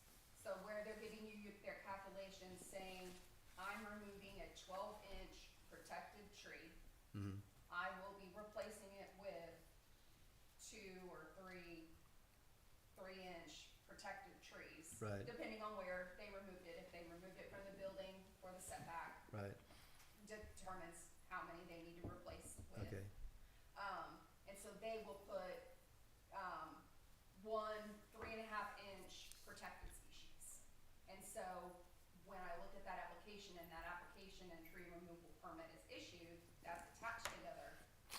And then so 2 years down the line, when they are wanting their CO or TCO or landscaping, anything of that, you go back and say, you've got this, you put them together, here's your replacement plan, and you make sure that that replacement plan is accounting for what was approved in the permit. and the initial permit, they have a landscape plan on the initial permit. The initial permit, not necessarily. Oh, really? Okay, They will have a tree survey, and they will have kind of a concept of things, but they're not gonna have a full landscaping plan. okay. So, Very rarely do okay, they. so the replacement plan, when it's, so we can't say the replacement plan must be reviewed. Well, replacement It- plan could be reviewed, not the actual site, At that time. landscape site right. plan, okay. You could say approved before the CO is issued. Yeah, that comes later, too. All right, you have that concept in Yeah. later, okay. So we're just, and that is in there somewhere, but we were just changing the wording a little bit. Let me just take another look at that. That sounds like we maybe Was just that, need to change the wording to city arborist or development services officer. does that correlate to this? I can't read this. Is that here? Is that what we're working on, this piece? That's number 9. Yeah, we've gone I through think so, 7 and 8, yeah. I think. Yeah, but we're looking at the actual ordinance, trying to see what was the intent of the amendment. The original ordinance says an application for removal of a protected tree must include any proposal for type and locations of replacement trees on a site plan of affected property and approved by the city arborist. You're adding before a construction permit will be approved. That last piece was added. And it does say replacement trees on a site plan. Yeah, I do agree that I think So- it's very hard to know where trees are gonna go. Yeah. And I don't think that that should be a requirement to have your landscape dialed before But I do think that it needs to be approved by a city arborist when the time comes. So maybe the part of that phrase that says locations of replacement trees on a site plan, we could take that out. And they can give you a gist, because if they know with their site plans, say they know that they have power lines on the back and the side of their house, they know they've only got a certain area where they're gonna be able to plant those protected species. So sometimes they kind of can predict, knowing this is gonna be the area where we're gonna be doing stuff. They'll kind of give you a location, or they'll say replacing in this area and replacing with 3 of Right. the shrub trees. But again, it all comes down to the very end and where they're putting them and making sure this is what they took out, this is how many inches they took out, this is how many we're converting to. Okay, So- well, I think we just have to add the, and approved by the city arborist, or a development services officer before a construction permit will be approved. Fair enough? Yeah, Okay. Okay, before construction permits are approved. yeah. Okay. Number 10, protected trees removed from the buildable area must be replaced by one protected species tree. That's the current, that's not a change, that's what it is currently, correct? The replacement of a heritage tree removed from the buildable area with city council approval must be replaced by 2 trees 6 inches in diameter or more. Okay. The only problem with that is if you remove like a 48-inch tree, that's an exaggeration, of course, you could still replace it with 2 6-inch trees. Yeah. When we started talking about trees in P and Z, one of the P and Z members suggested that if a heritage tree is removed, it needs to be replaced by a 12-inch tree. And that's almost Whoa. impossible Yeah. And to he do. said it's not. Oh. He said they do it all the time, it's extremely expensive, and maybe that's what you want. It's extremely expensive, and I've also learned the larger the tree, the harder it is for it to survive. Yeah.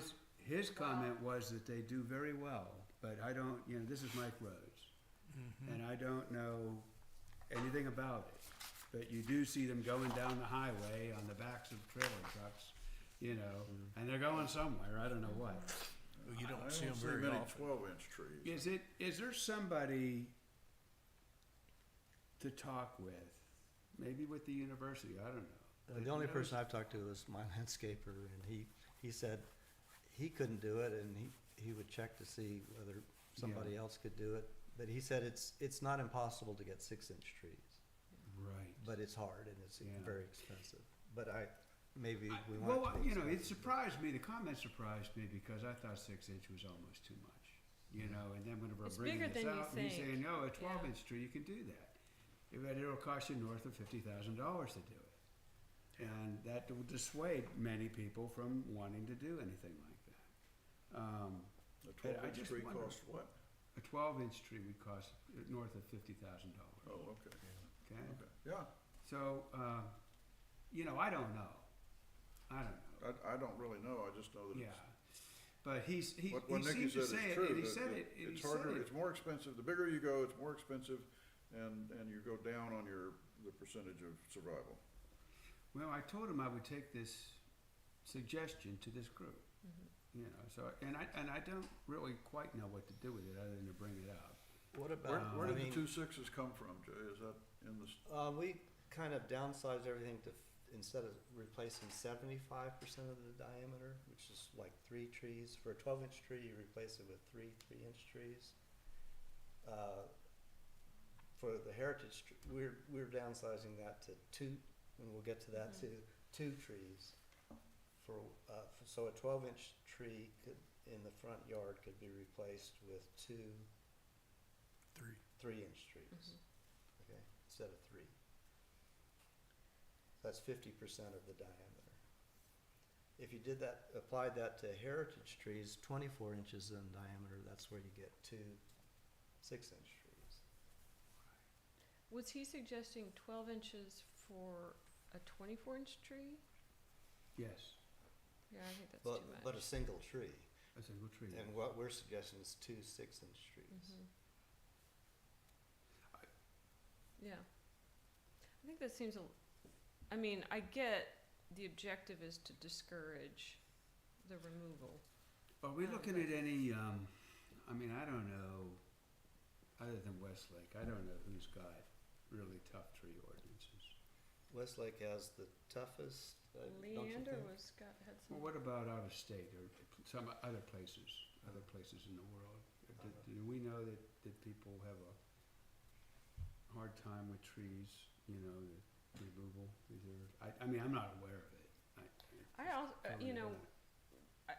I would like to understand like a cluster of trees because there's a property on Timberline that we looked at that had Right. What that- a big cluster, made a large canopy, was not where they wanted to put building, but they took it out anyway. But I don't know how that is quantified. Do you count up the individual trunk? Like, I Yeah. think there should be some penalty for a large cluster of trees that appear to be largely from the same spot, There's a lot not of like them, a and there's a lot grove. of those around. Yeah, Yeah. I have one in my front yard. Yeah. Yeah. Nikki, is there anything, I didn't see anything in the ordinance, but in the applications, that how you would measure the diameter of a clustered tree, a forked tree? Yeah, I don't think we have that, I think the commercial corridor task force has been discussing that with their changes, and how they define that, I know the tree survey that we had done, when you've got a twin tree or something like that, they measure both of them. And count Individually. half or something like that. Yeah. I can't remember exactly. But that's not a cluster, I don't think that's what Well, Alex I is think they talking treat it about. as two trees, right? Can, 'Cause can you guys work it? yeah, figure that out. Okay. Okay. But how do you treat 2 trees that are in the same root system? I think that's the question. I think you treat them as individual trees. But that's a different question from what Alex is talking Yeah. about. But you know, you've got that current question of where you have 2 trees, and I have several of these on my yard, where you've got 2 significant trees sharing a root system. Or at least appearing to me to share a root system. And one of them's 10, one of them's 8 or something like that. Is that an 18-inch tree for the purposes of our ordinances, or is it a 10 and an 8? I can't recall exactly, but I think in Austin, you measure the 2 and then it's a certain percentage. It's not 100%, it's not 100%. But apparently we don't have anything in our ordinances or the application on how to measure those trees, so, Could you? What do we have now, Nikki, about if you take out a protected tree that's 12 inches, what's the ratio of what you have to produce? 25%, 25%. so a 12-inch tree will be replaced by 3-inch. so if there's a cluster where you have 3 trees growing from the same spot, Mm-hmm. and then you have a branch tree, which is just branching out 3 branches, but if it's below 4.5 feet above the ground, how do you measure that? How do you measure that tree? You just measure the diameter of each branch and add it together? Can't I remember. don't know, I haven't thought about the cluster at all, but now that I've thought about it. We have a lot of them around, and it is kind of a common thing for live oaks. But the Yeah. multiple trunks for live oaks Yeah. of 2 and 3 Right, yeah. is a common thing. The Yeah. cluster is a different issue, because you're talking about different trees, you're talking about several trees within a 20-foot radius or something of the sort. I don't know how you would define it, but that's basically, I think, something, an attempt at I think defining right now, the cluster trees are measured individually it. Yes. and treated individually. Well, if you're talking about individual trees, if there's a stand of trees, right, and you have tree 1 here and 3 feet over, there's tree 2 and 3 feet past that, is that what you're calling a cluster? No. No, he's talking That's a about grove. the same root system Yeah. cluster. That's not what you're calling a cluster? I'm calling a cluster where it's largely A grove. coming from one Yeah. route. There might even be one very close by, but a grove is That's what some I was thinking. separation. That's yeah, how I not a was, grove. for the purposes of this discussion, that was what the mental image I had. Yeah, Which is fairly common for live oaks. They have multiple yeah. trunks, Yeah. right? The live oak drops acorns at its feet and then some of them sprout, and that's what you get Well, it's hard, over the but, years. you know, but the bark for those things comes together Yes, at the base, it and does, it's all the all time. one thing. Okay, well, so we're approaching 7 o'clock, so we need to Yeah. approach something Could- toward getting. Well, it sounds like would we you need a take- separate Yeah. Would take it item, away, would you do that? yeah, on Okay. how to measure All right. clustered trees Yeah, yeah, versus and branch define a trees. cluster How to tree. define Define- cluster tree first, and then Yeah. how to measure it. Yeah, okay. And so as far as what we replace a heritage tree with, further discussion to be had, or? Well, you know, I would just give me put something two to take, blanks there give me for something right to now. take back to P and Z to tell them this is what Okay. we decided. This is what heritage trees will be replaced. I think 6-inch trees are big. If you They're think that'll bigger do than it, Yeah. You okay. realize, I think 12 is pushing, Yeah. it's not. That's fine. Yeah, that's my. Okay, we opinion. just, Good with what we'll we've just do that. laid That's the out. recommendation of Okay. Okay. CRC, right? Alright.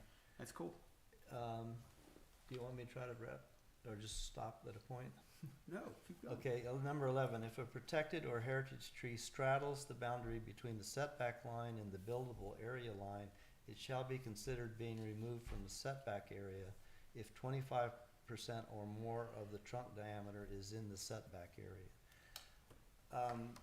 Right now, it's 50%. If 50% of it is in the setback area, it's considered a setback tree, which has to be replaced with Just multiple more trees. restricted. Is that material, does it matter? I mean, do we have a lot of that, or is it? I think there is a lot of, right there on that line. And I think that, again, if your objective is to try and protect the setbacks, it's a slight change, Okay, you know, but okay.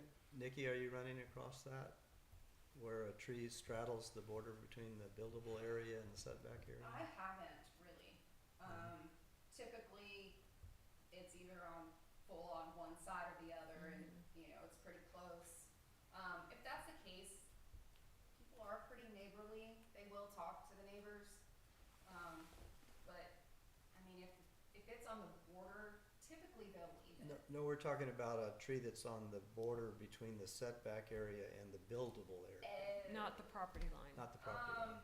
I mean, not really. It's a dicey one.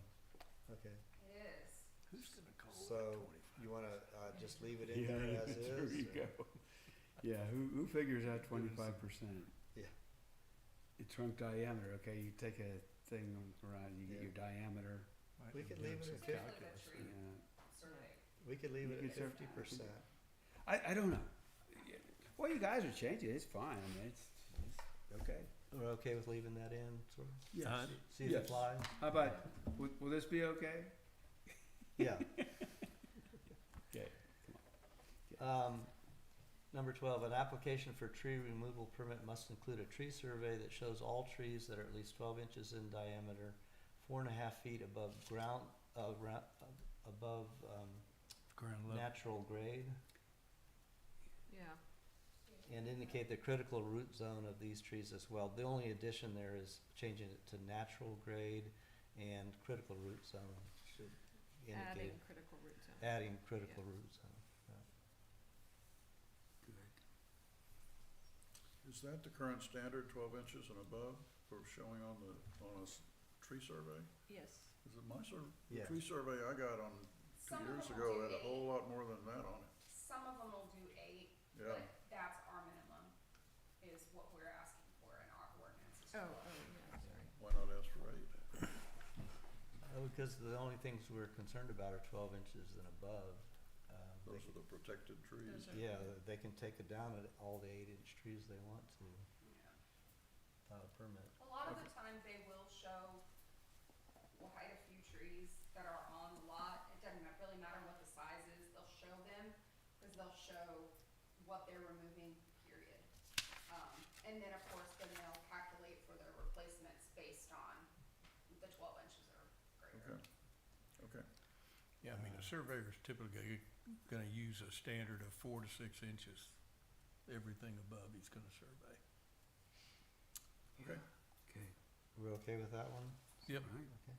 13, inserted a statement, this is a general statement, that this, and I'm not sure where it would go in the ordinance, but the site plan and project design will preserve the existing natural character of the landscape and the retention of protected trees as much as possible. All right, speaking as your friendly lawyer, that is, a wish and not a command. Right. Yeah. I think that came out of the city of Austin, or no. Leander probably. Where did that come from? Yeah. Is it in the ordinance now? No, it's not in the ordinance now. Let me see. Maybe it was Yeah, city it's a of friendly Austin. comment. Yeah. Say what? It's a friendly comment. I mean, you know, we wanted to insert this to Well, encourage part- that philosophy. Yeah, a lot of times what you need is intent, and I think that. I'm not against it. No, I'm just saying that explaining we why don't- it's We're not there. creating by that any, That's right. Because when you get to An interpretation enforceable- of code. No, it's nothing So- enforceable, it's just a It's not- philosophical statement. yes. So when we get into the tree ordinance, you know, at the top of the tree ordinance, it ought to have some descriptive information about what the intent of the ordinance Seems to me that's where what it it's goes. trying to be, right? Yeah. And yeah. this is where you would put that. You said, this Exactly. is what our objective is. We're doing these things, right? So Yes. it's not a matter, it wouldn't be in Okay. the body of the ordinance, it'd be more at the top. Well, I'd add it into under purpose section where it says the tree code regulations protect the health, safety, et cetera, et cetera.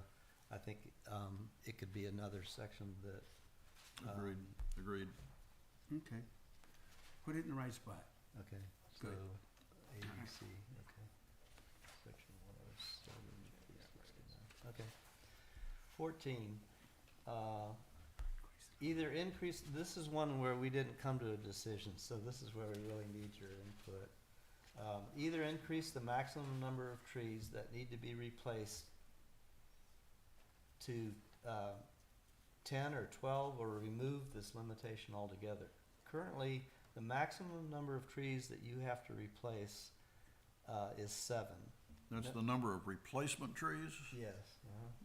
It's capped at 7. So if you had to remove 20 trees from your lot, you only have to have a plan that replaces 7 of them. Yeah, which the whole 3-to-1 and 2-to-1 ratios, and, I mean, it all goes out the window Yeah, as soon as you start putting 7 on it. Right. And it just, that all seems to be at odds. So to me, I always thought that the 7 limitation was just bad.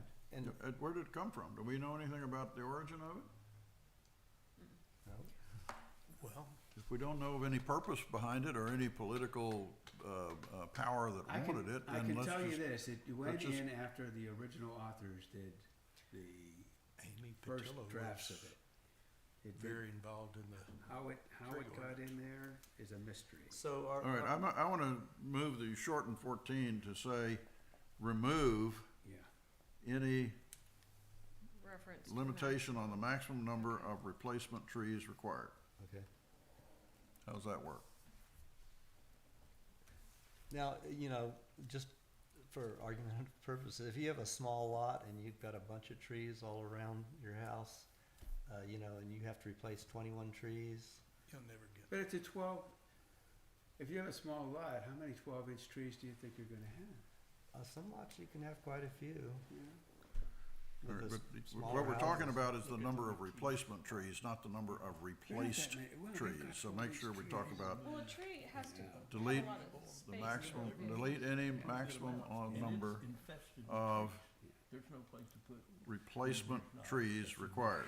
Yeah. couldn't put, That's simple. Then, put 20 new trees. if somebody has the problem that we're talking about, where you don't have a place to put them, Yeah, that- you go back to the I B hear of you. A. Yeah. Okay, They- full And I variance, think that so. the thing is, the reason we have a 12-inch minimum instead of an 8-inch is because we do have clusters, groves of small trees, that I think that gives people an opportunity to remove some, but in order to get a 12-inch tree, they need a lot of space to grow, and so I don't think you're gonna get a high percentage of 12-inch trees or more, but I don't know. On a small lot.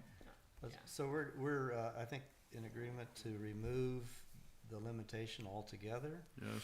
and maybe put a statement in there that if you, don't wanna replace what's required, you can seek a variance, something like that. Something like that, yeah. All right, 15. That would be a hardship, wouldn't it? I'm gonna Yeah, have if to there's simply no remove- place. Yeah, I've there's got no a place to put kid him. demanding my attention. Time out. You don't think we ought to have a limit?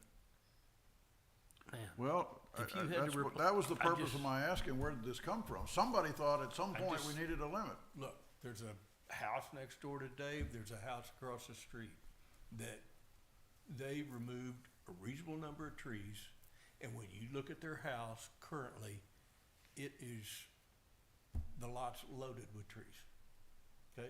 And if they had to have, if, let's say they removed 14 trees and they had to replace. Were they 12-inch trees though? Yeah, Oh, this is they're only all triggered by the 12-inch. requirement of replacement trees. There were some pretty good sized trees. I mean, there were definitely, you know, maybe out of that, maybe 3, 4, or 5. But I'm just saying, there's no place to put any new trees on their lots. Well, And there's, I just know that example because, I mean, I did that lot, I mean, I did that house, and that's how we did the additions, where there weren't any trees, you know? You can plant a lot of 3-inch trees on a lot. They only have to be, so it's 3 inches, the radius, 3 feet, 6 feet apart.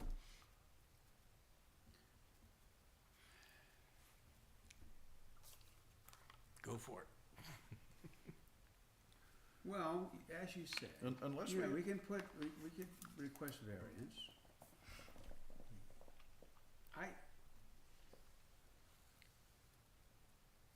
if we're just guessing, either say the maximum will be blank and leave it up to P and Z and the city council to figure it out, or say there's no maximum on the number of replacement trees that have to be provided, And then somebody. unless Yeah, the owner of the lot gets a variance from the Board of And I Adjustment. think there might be, and I've thought about this, but I've never come up with a good way to say it.